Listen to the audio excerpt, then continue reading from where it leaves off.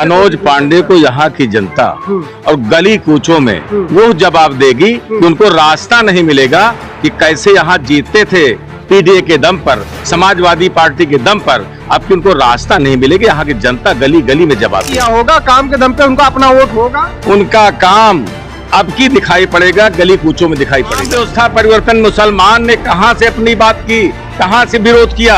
यही ऐसे लोग हैं, यही ऐसे लोग हैं जो सवर्ण मानसिकता के लोग हैं जो इसका विरोध किए। खुद आर्यन हैं जो ईरान से आए हैं, उन्हीं के वंशज हैं। उन्होंने एक भेड़ी चलाते हुए इधर चलाया, राजा बन के बैठा हुआ है, एक उधर ही अभी युद्ध कर रहा है।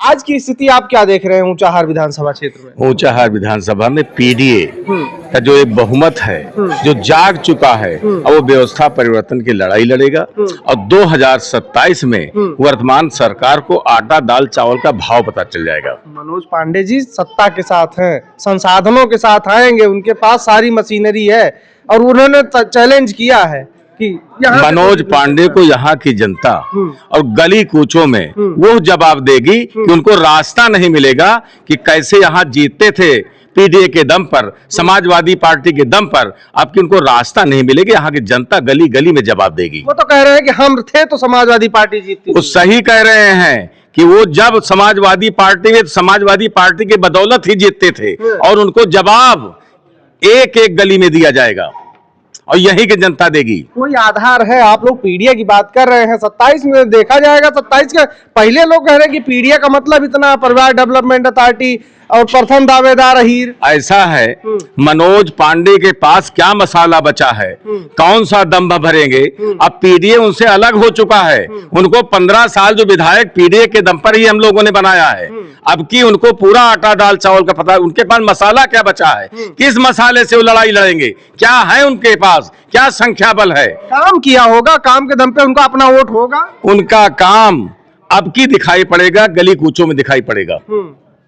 अच्छा, आज आप लोग मानवर कांसीराम साहब की जयंती मना रहे थे, क्या लगता है कि इससे जो आपका समाज है वो एकजुट होगा और लोग जागरूक हो पाए? क्योंकि देख ही रहे स्थिति ऐसा है, मानवर कांसीराम साहब ने ही व्यवस्था परिवर्तन की लड़ाई लड़ी थी और उनके साथ धरती पुत्र माननीय नेता मुलायम सिंह जी ने जो व्यवस्था बदली थी, उसी की देन है कि 4 बार माननीय नेताजी मुख्यमंत्री बने, बहन कुमारी मायावती जी मुख्यमंत्री बनी और यहाँ पूरा प्रदेश की व्यवस्था बदल गई और वो व्यवस्था 27 में बदलने जा रही है। अच्छा, मायावती जी ने तो अभी कहा, मायावती जी ने कहा कि ये जो अभी आपका मानवर कांसीराम साहब का जयंती मनाने का कार्यक्रम है, पीडीए दिवस है, ये एक छलावा है। जब आप सत्ता में थे तब आपने नहीं इज्जत दी। ऐसा है, यहाँ पर मनोज कुमार पांडे ही विधायक थे, लेकिन मैंने 2010 में उनको प्रमुखी में हराया था। 2016 में वो अपने साले को लड़ाने आए थे, उनको छोड़ करके भागना पड़ा था और इस बार 2022 में भी प्रमुखी से हराया गया है। क्योंकि वो अभी तक पीडीए में थे, वो समाजवादी पार्टी में थे, हमारे दम पर, हमारे वोट के दम पर जीतते थे। अब कि उनको आटा दाल चावल का भाव पता चल जाएगा। नहीं जीतेंगे। जीतने की तो बात छोड़िए, बात ये होगी कि जमानत जब्त हो जाएगी उनकी। जमानत जब्त हो जाएगी? पक्का जमानत जब्त करा कर भेजेंगे। फिर कैसे वो चैलेंज कर रहे हैं? चैलेंज मुंह से तो कोई कर सकता है, क्योंकि वो हड़बड़ा चुके हैं और वो खिसियानी बिल्ली खंभा नोचने की कहावत पर उनके ऊपर लागू होती है और उनको छठी का दूध याद आ रहा है कि कैसे जीतेंगे। जब व्यक्ति हड़बड़ा जाता है तो कुछ भी बोल जाता है और उनको एक एक गली में जवाब दिया जाएगा और अब की 27 में किस तरह हारेंगे वो जनता उनको बताएगी। 27 में तो माननीय अखिलेश नेताजी की सरकार बनने जा रही है। अब ये प्रदेश माननीय अखिलेश की ओर देख रहा है और उनके काम को देख रहा है और व्यवस्था बदलेगी। कहते हैं मुसलमान हावी हो जाएगा सपा सरकार आएगी। अरे भाई, मुसलमान कहां से हावी हो गया? कौन? ये अभी यूजीसी का बिल आया, यूजीसी में किस मुसलमान ने विरोध किया? यूजीसी में और तमाम व्यवस्था परिवर्तन मुसलमान ने कहां से अपनी बात की, कहां से विरोध किया? यही ऐसे लोग हैं, यही ऐसे लोग हैं जो सवर्ण मानसिकता के लोग हैं जो इसका विरोध किए हैं। तो इसलिए जो है 27 में सत्ता परिवर्तन निश्चित है और जनता अब जाग चुकी है, व्यवस्था परिवर्तन हो जाएगी। ठीक है, आप कुछ कहना चाह मैं रहे ये कहना चाहता हूँ, जो ये बात बार बार नैरेटिव चलता है कि अगर समाजवादी पार्टी की सरकार आएगी तो मुसलमान हावी आ जाएगा। मैं अपने बच्चों को और अपने समाज के तमाम लोगों को ये कहना चाहता हूँ कि एक जेब में डायरी रखें, जैसे हम एक डायरी रखे है ना, और इस डायरी में ये चीज लिख के रखें कि कितनी बार मेरी जिंदगी में रोड़े आए जाति के कारण और उसमें धर्म के कारण, कौन कौन व्यक्ति जिम्मेदार है।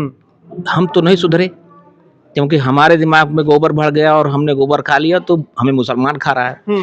हमारा बच्चा जब वो डायरी पढ़ेगा तो जिंदगी भर में वो लिस्ट निकालेगा तो उसे देखे कि मेरा तो कभी मुसलमान से कोई टकराव ही नहीं हुआ। आप मानते हैं कि मुसलमान ने आपको आपसे कोई टकराव नहीं किया? कभी हुए नहीं, हो ही नहीं सकता, इतिहास गवाह है, कभी टकराव कभी हो ही नहीं सकता। अरे शिवाजी महाराज का मुख्य सेनापति मुसलमान था, है ना। गौहर बानू को उठा लाए थे उनके सैनिक, तो उन्होंने कहा था इनको ससम्मान वापस करिए, अगर मेरी बात इतनी खूबसूरत होती तो मैं और खूबसूरत होता। अरे वो मुसलमान है, हमसे ज्यादा ईमानदार है। इस देश के 1600 साल राज किया उन्होंने, तब हमारा धर्म नहीं मरा, हमको नहीं खा लिया उन्हें, हैं? हमें कभी नहीं खाता वो, ना हमसे उसका कोई लड़ाई है। समझ रहे हैं? ये जिनकी लड़ाई है, जिन्होंने अपने दामाद बना रखे हैं, जो खुद वहां से ईरान से आए हैं। अभी अभी ईरान की पूरी हिस्ट्री खोल रही है इस दौरान, ईरान के युद्ध में जो खुद आर्यन हैं, जो ईरान से आए हैं, उन्हीं के वंशज हैं। उन्होंने एक भेड़ी चलाते हुए इधर चलाया, राजा बन के बैठा हुआ है, एक उधर ही अभी युद्ध कर रहा है। ये दोनों सगे भाई हैं। दो जो भाइयों की लड़ाई होती है तो उन्हें दुश्मन बहुत ज्यादा नजर आता है भाई, तो उनकी दुश्मनी है, किंतु मेरी तो कोई लड़ाई नहीं। मेरे ज्यादातर राजाओं के सेनापति वो लोग रहे हैं और मुझे कभी उनसे गद्दारी तो नहीं मिली। पर हिंदू राजा और उन्होंने भारत के साथ जो गद्दारी किया और हमारे राजाओं के साथ जो गद्दारी किया, वो तो इतिहास दिखाई देता है साफ साफ। तो हमें अपनी डायरी बनानी चाहिए और ये कॉन्फ्लिक्ट लिखने चाहिए कि जिंदगी में किसके वजह से मैं पिछड़ा। मैं खुद इस बात का गवाह हूँ। मैं हॉस्टल में था चित्रकूट इंटर कॉलेज में, इंटर में पढ़ता था, तो मुझे कोई मुसलमान नहीं निकलवाया हॉस्टल से। समझ रहे हैं? इस देश का तथाकथित मेरिटधारी ने मुझे हॉस्टल से निकाला, मेरी जिंदगी का सारा वो बदल दिया, नक्शा बदल दिया। मतलब अपनों में ही डिस्क्रिमिनेशन है? अपनों में नहीं, यहाँ तथाकथित सवर्ण बुद्धिजीवी तो है नहीं वो, अब वो सवर्ण भी नहीं है। अगर वर्ण के हिसाब से कहते हैं, तथाकथित सवर्ण इसलिए मैं यूज करता हूँ, और तथाकथित बुद्धिजीवी इस देश के मूल निवासियों का हक अधिकार नहीं देना चाहते, उन्हें आगे बढ़ने नहीं देखना चाहते। इस तरह के मनगढ़ंत तमाम चीजों से को आगे बढ़ाते हैं और लोग उससे गुमराह हो जाते हैं, जो कम सोच वाले लोग हैं। इसका परिणाम है कि ये सत्ता में मलाई खा रहे हैं और जो इस देश का निर्माता है ना, अन्नदाता है, वो मारा घूम रहा है। पर ये 2027 भारत के नक्शे को बदलने में अहम भूमिका अदा करने जा रहा है। ठीक है।